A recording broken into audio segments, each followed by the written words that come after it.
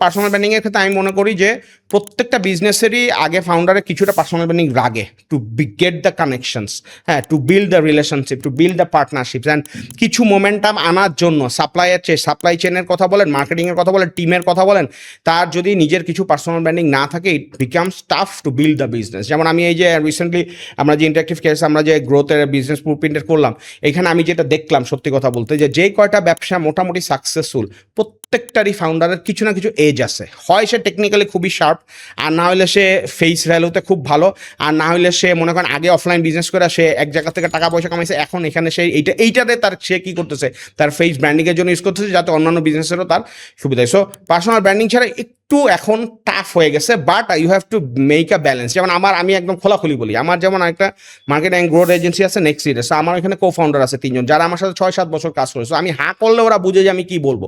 So আমি এর জন্যই ওদেরকে রাখছি যাতে আমার এত বেশি এফোর্ট এখানে না দেওয়া লাগে। Again I am using my personal branding of 25 1 years to make a funnel for next leaders as well.